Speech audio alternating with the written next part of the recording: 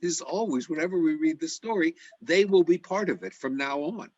So every time we ask ourselves and look at a story differently through the eyes of other people in the story who might not be emphasized in the story, or indeed might not even have a chance to speak in the story.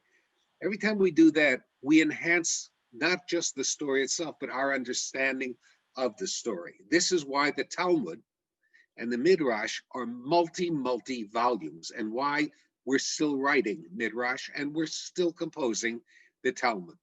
It's part of the genius of the Jewish people. It's also why God invented libraries. So today we're going to look at a story that appeared actually first in two books, and one history, later a history. The two books are the books of First and Second Maccabees. Those books were composed about maybe 60 to 100 years after the event itself of Hanukah. But those books tell us about the events that lead up to the dedication of the temple and the events that follow it. The other book is the writing of Josephus, a Jewish historian, who based much of what he wrote about that history on the book of Maccabees themselves. Now, in the book of Maccabees, there are a lot of characters, an awful lot of characters. Ironically, they don't speak that much. The books of Maccabees are very heavy on narration and very short on dialogue. So one of the things we are going to do is take three of the characters who are mentioned in these books of the Maccabees. The three characters are the Maccabees themselves, who are, I guess you could say, the heroes of the story, the Maccabees themselves. The other character is going to be a Hellenized Jew. I think the book of Maccabees refers to them as rascals, the Hellenized Jew. And the third character we're going to hear from tonight is what the book of Maccabees calls the Gentiles. So you're going to hear from a Maccabee, a Hellenized Jew, and a Gentile. All three of us are going to give you a different version as we retell this story of Hanukah. First, the Maccabee, then the Hellenized Jew, and finally, the Gentile.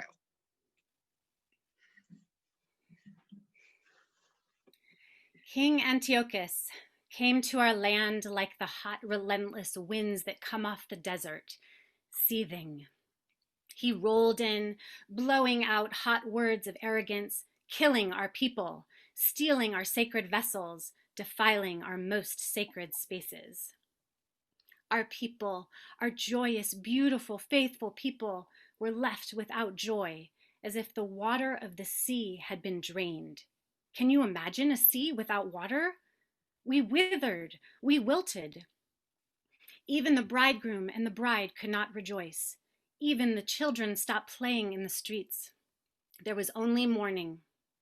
Prayers of joys were replaced with tears of despair. But worse was on its way. King Antiochus declared that we give up our identity, that we become idol worshippers like him, like all of his people. The nerve. And some of my countrymen and women did so. I can't even. They profaned the Sabbath. They made sacrifices to idols. Did they not realize that this was all punishment from God, from straying from his ways? The answer was not to succumb. The answer was to stay strong. The answer was to show God our faith will not waver no matter what comes. And more came. Even more declarations from on high that put idols in our holiest temple, that sacrifice swine and other impure animals in our temple, on our altar, that built altars inside our temple and throughout the land, that forbid us to observe our holidays, to circumcise our sons, that made new laws, annulling our sacred laws, our Torah. And then the enemy began to tear apart our holy texts of wisdom with their bare hands, and they burned the holy scrolls. They killed our Jewish women with their Jewish children still in their arms. We were told whoever does not obey shall die. And so even more of my brothers and sisters caved in. They lost sight of God, for whom we sing, Ata Gibor Leolam Adonai. You are our strength forever, Adonai. Meanwhile, so many others did not lose sight of this truth. May they be blessed for eternity. And they died. Their resolve infuriated King Antiochus. He personally came to Jerusalem and began to kill young and old, a total of 80,000 killed in 8 days. 40,000 more sold into slavery. The killings and the enslavement continued. The desecration was ongoing. But I got away, joining 9 other brothers and friends. We had a plan to meet and resist if things got too bad. We converged in the mountains and the wilderness. To survive, we ate food that grew from the earth. We drank from the clear mountain streams. The sustenance of the holy land of our ancestors purified us, fortified us. God's strength and mercy was with us, flowing inside of us. We heard stories of courage, resistance, and faith in the golden city of Jerusalem. An old man, a family of 7 brothers, refusing to eat unclean meat, refusing to abandon the traditions of the ancestors, martyrs who died with integrity, never losing their trust in Adonai. They knew that while God was punishing our people for our sins, that God would not abandon us in the end, that we were his and he was ours. Their faith was steadfast and true, and their faith strengthened me further. But Antiochus could see these flames of faith burning in them, and this grew in him even more flames of anger and fear and hate. But meanwhile, we began to move stealthily through the villages and gathered a force of 6,000 faithful men. And as we mobilized and prepared for battle, we prayed to God for our people, for our sacred temple, for our holy city, Jerusalem, for our God to enact his vengeance, to rise up and punish those who sought to hurt us. We moved by night, and town by town we overtook the enemy. God was with us. God's mercy was our strength. And our other enemies joined in the fight against us, but we remained 6,000 strong. They could not diminish us. We held in the forefront of our minds the vision of the Ner Tamid, the oil light that always burns in the temple, reminding us of God's light. And while the temple had been defiled by so much hatred, we never lost sight of what it once was and what it would be again. And we carried with us the victories of our ancestors. And enemy by enemy, battle by battle, town by town, we exclaimed, God will help us and will lead us in our attack. And I felt God strengthening my arms and my legs and my spirit. In every region we moved through, we took down the enemy and regained our stolen wealth. When Sabbath came, she covered us all in a blanket of peace. Sukkot Shalom. We sang songs of praise. Hodu l'Adonai ki tov, modim anachnu lach, tov lehodot l'Adonai. And as the new week began, we brought gifts to the victims, the elderly, the widows, the orphans. And then we returned to the fight. So many against us, but we prevailed, and we recovered yet more wealth of our people and brought gifts to the victims, the elderly, the widows, and the poor. The message became ever more clear to King Antiochus. The Jews cannot be defeated. God is our mighty defender. And finally, Antiochus retreated, and he suffered terrible curses, and he died. And we marched into Jerusalem. We entered the holy temple. We tore down their altars. We purified the temple. We built a new altar. We offered a pure sacrifice. We burned incense. We rekindled the eternal light, and we bowed down to the ground in prayer. May such disasters never befall us again. Be merciful with us if we should ever stray.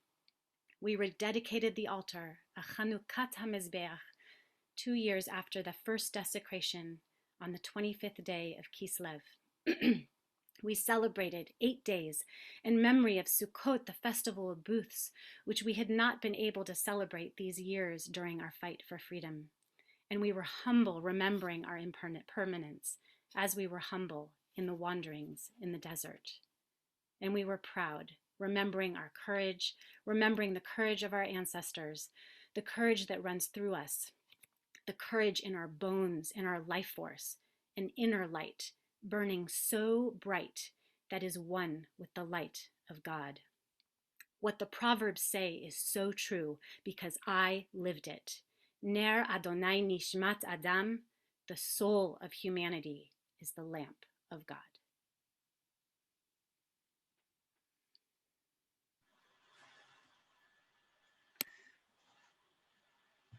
Rabbi Joshua, before you begin, I just wanted to ask everybody to note any comments or observations or disagreements that you might have, and just write them down. Keep them at the end of our presentation, and we'll open it up then for discussion. And you will have an opportunity that you've never had before, and that is to speak directly to a very articulate Maccabi.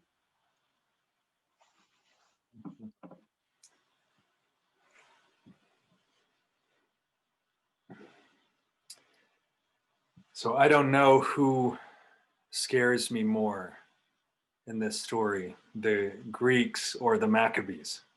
I mean, the Greeks are scary, and I agree, at least to that extent, with my comrade who just spoke.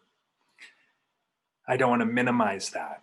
I don't want to minimize the extent that any way you slice it, the Greeks were an empire that crushed us, and we felt the full brunt of that. It wasn't always that way. You know, initially we thought they were philosophers and poets, right? That it was this enlightened civilization that we were invited to become a part of. But it's a slippery slope. They start you with the philosophy and the poetry, and then the next thing you know, you're getting uncircumcised. That's a real thing, by the way, that you can look it up. They did that, and other horrible things that they told our people they had to either stop practicing if they wanted to live, or to begin practicing. And as my great grandfather tells it, it wasn't always that way. Alexander, when he first rode into town, he was pretty open-minded when he first conquered this territory, and he brought culture to these parts, to Jerusalem, where I live. But it was those who came after him. They increasingly associated their power with a need for uniformity. And when power calls for uniformity, it is always violent. The presence of difference is always threatening to those in power. So those halcyon days a few decades back couldn't last, where after the temple pilgrimage for Sukkot, we could tarry a little, see some theater. On Fridays before Shabbat came in, we could box, throw discus.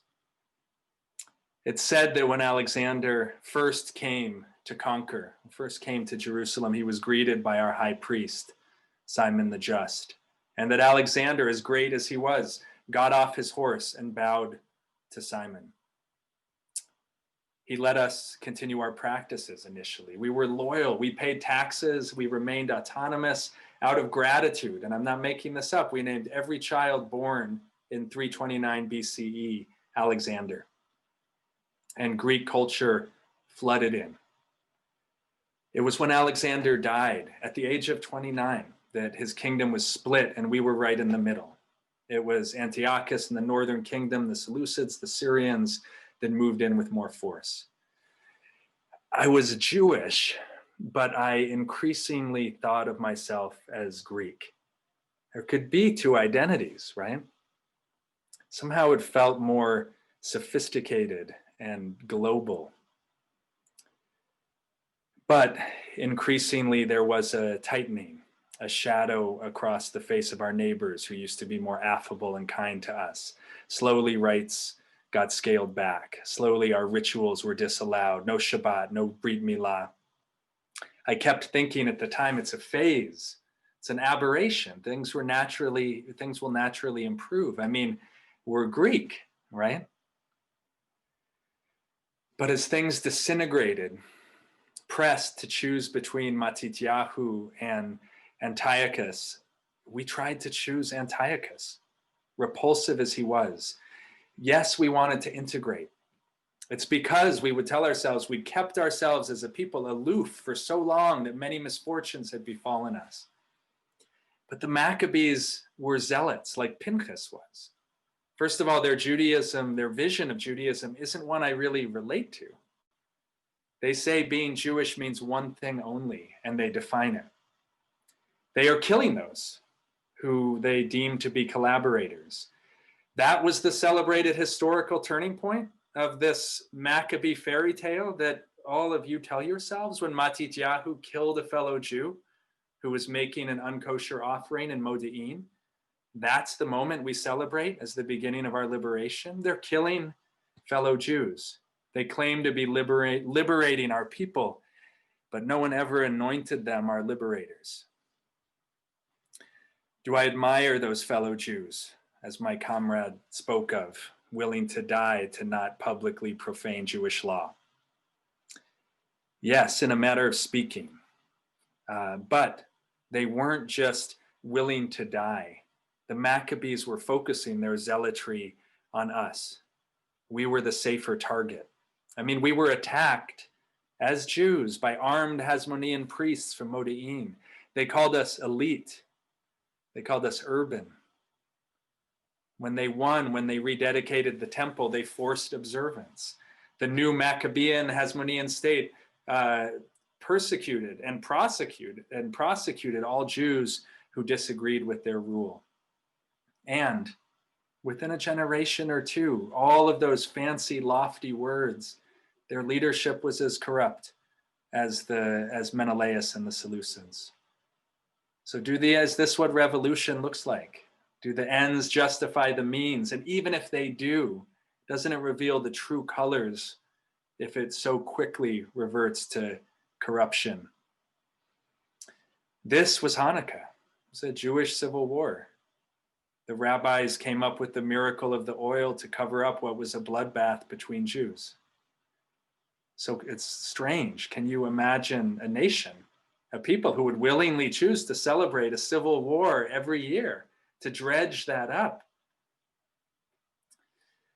The Greeks are the real bad guys because they have us killing each other. But I don't know if there are good guys in this story. Maybe only relatively so. So yes, we did become Greek. We deeply absorbed the language, thought, and values of the Hellenists.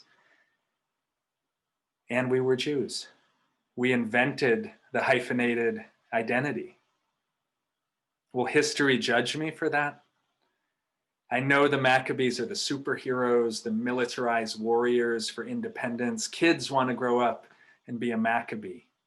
No kid wants to grow up to be a Hellenized, assimilated Jew. Do they?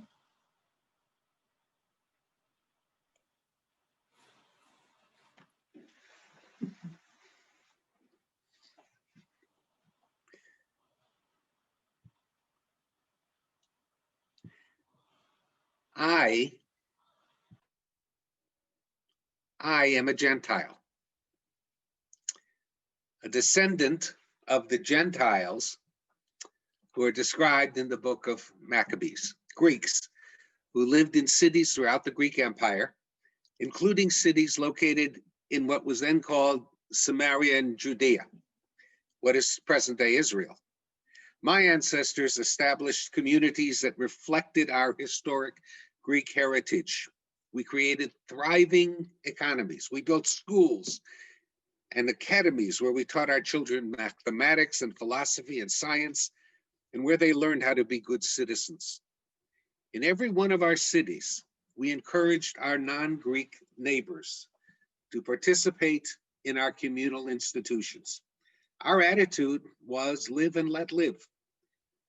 Our only restriction was that no one group could impose its will on another.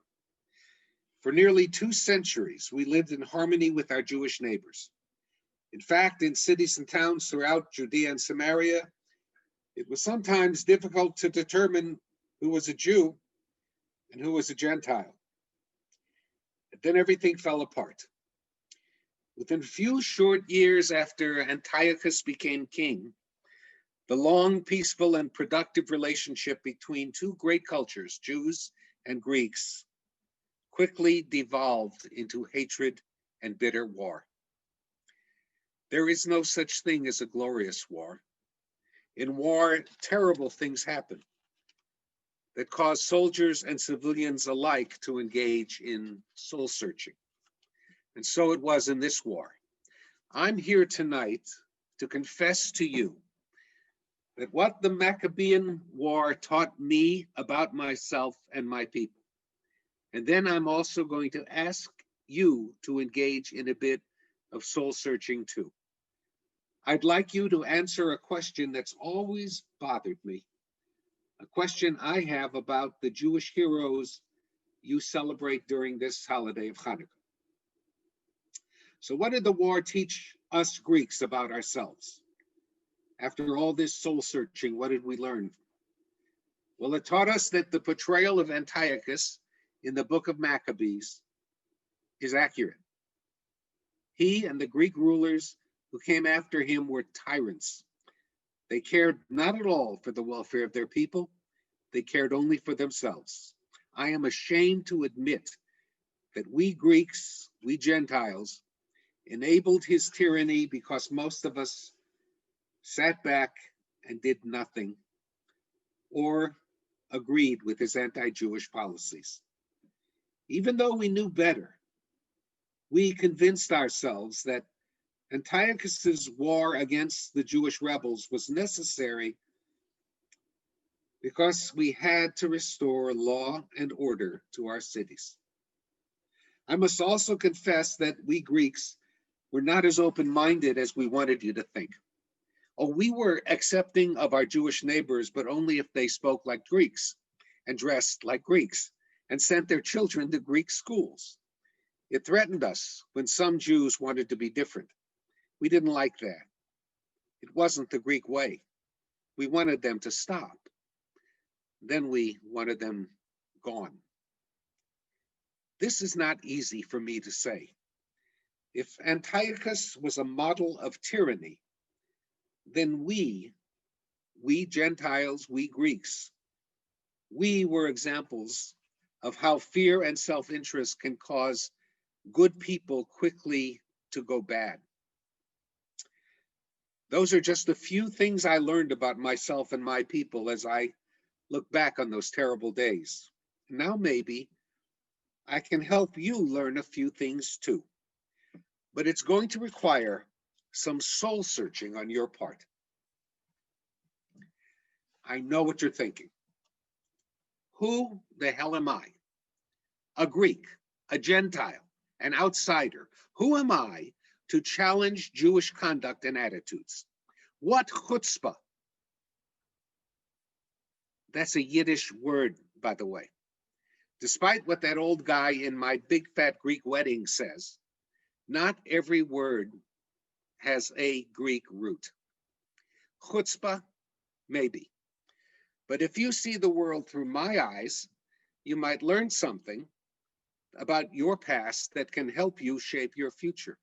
At least that's what Herodotus, a Greek historian called the father of history, taught us.